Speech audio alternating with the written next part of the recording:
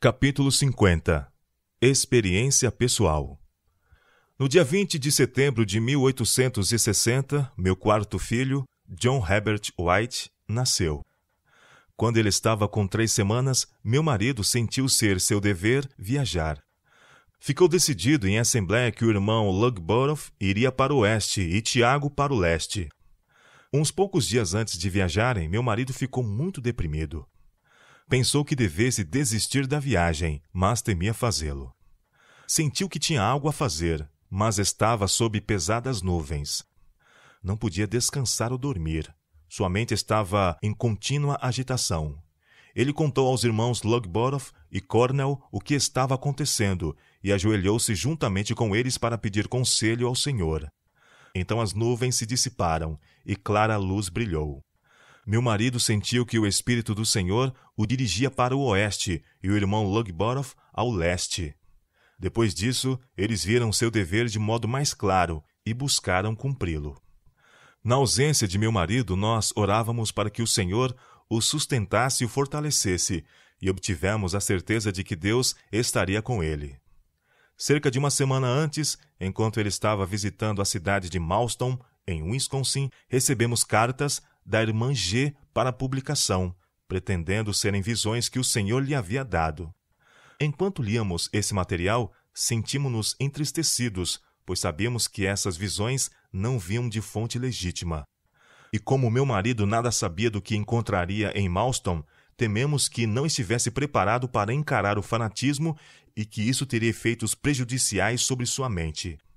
Já havíamos passado por muitas situações semelhantes em nossa experiência inicial e sofrido muito por causa de gente descontrolada e irredutível, que temíamos entrar em contato com eles. Pedi à igreja de Battle Creek que orasse em favor de meu marido, e no altar de nossa família buscamos fervorosamente ao Senhor em favor dele. Com contrição de espírito e muitas lágrimas, buscamos firmar nossa débil fé nas promessas de Deus. Tivemos evidência de que nossas orações foram ouvidas e que ele estaria com meu marido, dando-lhe sabedoria e conselhos. Enquanto procurava na Bíblia um versículo para que Willie o decorasse e repetisse na escola sabatina, um verso chamou-me a atenção. O Senhor é bom, uma fortaleza no dia da angústia, e conhece os que confiam nele. Naum, capítulo 1, verso 7. Chorei por causa dessas palavras, pois me pareceram tão apropriadas. Toda a minha preocupação era por meu marido e pela igreja em Wisconsin. Meu marido percebeu a bênção de Deus enquanto esteve ali.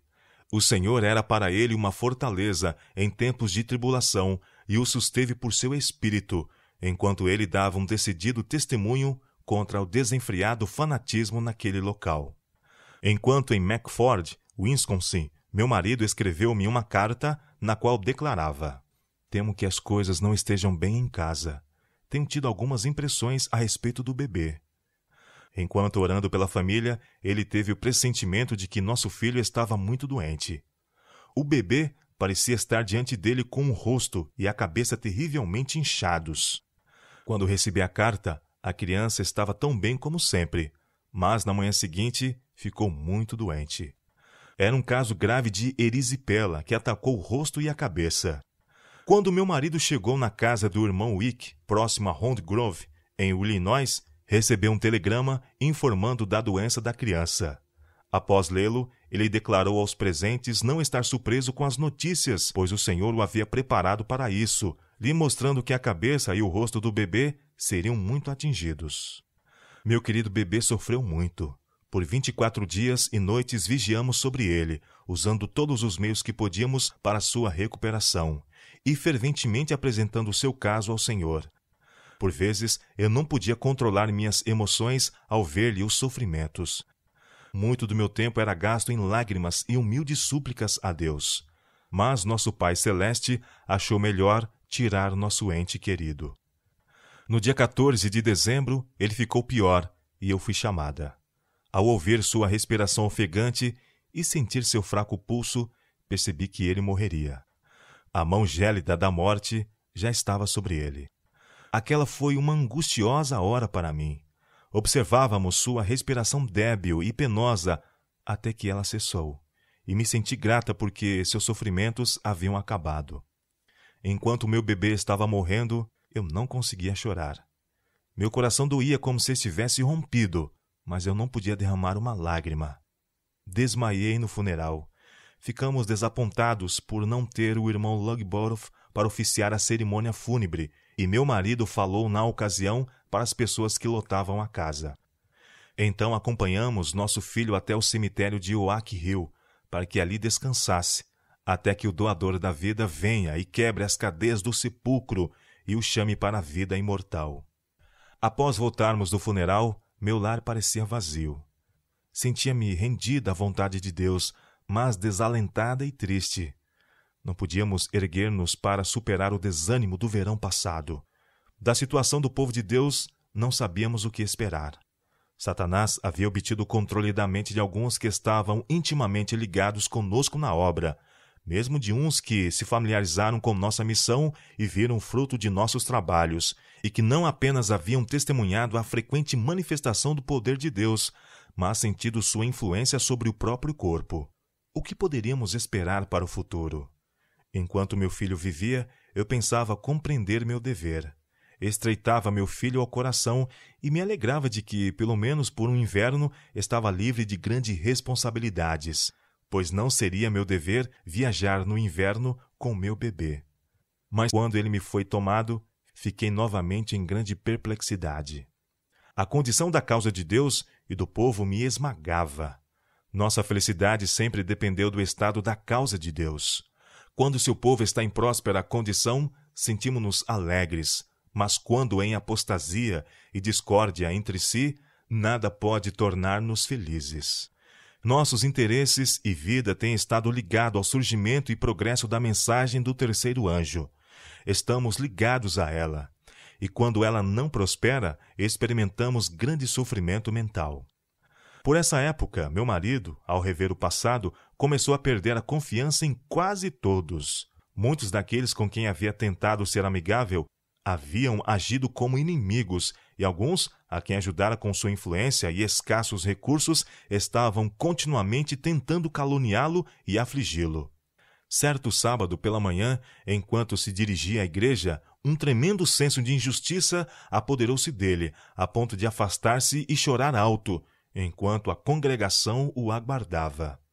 Desde o início de nossos trabalhos, fomos chamados a dar um testemunho direto e claro, a reprovar erros e não omitir nada de ninguém. Mas sempre tem havido aqueles que se opõem aos nossos testemunhos e continuam a dizer palavras agradáveis, rebocando com argamassa fraca e destruindo a influência de nossos trabalhos. O Senhor nos guiaria ao enfrentarmos a oposição, e os indivíduos então se colocariam entre nós e o povo, para tornar nosso testemunho de nenhum efeito.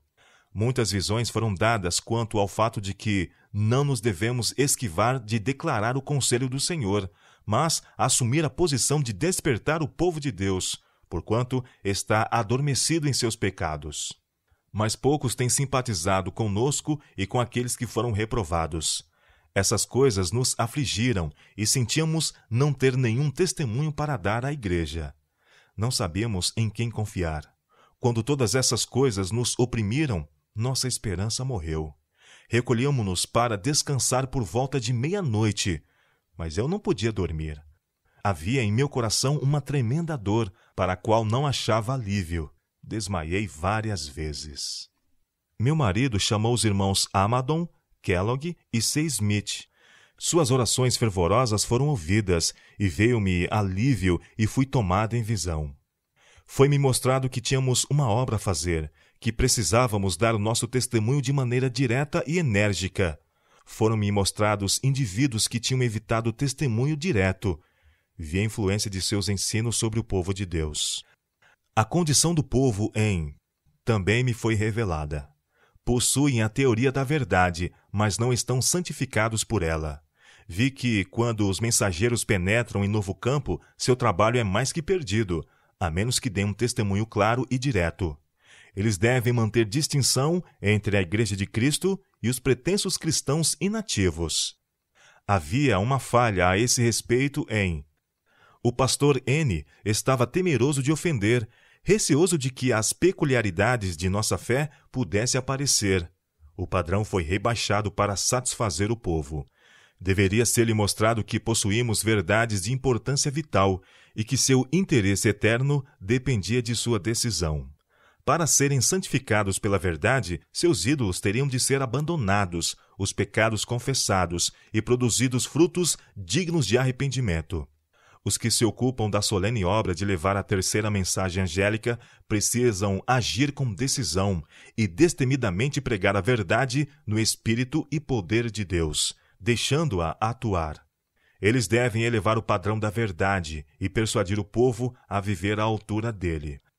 Muito frequentemente, ele tem sido rebaixado para ajustar-se às pessoas em sua condição de trevas e pecado. O testemunho direto é que as fará decidir. Um testemunho brando não tem esse poder. O povo tem o privilégio de ouvir esse tipo de ensino dos púlpitos populares, mas os servos de Deus, a quem ele confiou uma solene e temível mensagem que deve preparar o povo para a vinda de Cristo, precisa dar um testemunho claro e direto. Nossa verdade é muito mais solene do que a dos professos nominais, assim como os céus são mais altos do que a terra. Isaías capítulo 55, verso 9. O povo encontra-se adormecido em seus pecados e precisa ser alertado antes que possa sacudir de si essa indiferença. Seus pastores têm pregado coisas suaves, mas os servos de Deus, que possuem verdades sagradas e vitais, devem clamar em alta voz e nada reter, para que a verdade possa rasgar as vestes da falsa segurança e achar seu caminho para o coração. O testemunho direto que deveria ter sido dado às pessoas foi evitado pelos pastores. A semente da verdade caiu entre espinhos e ficou sufocada. As fraquezas malignas floresceram em alguns e as graças divinas morreram. Os servos de Deus têm de apresentar um testemunho direto que penetre o coração natural e revele o caráter. Os irmãos N e O reprimiram completamente os servos de Deus enquanto se achavam em tal pregação como houve ali, jamais fará o trabalho que Deus lhe designou.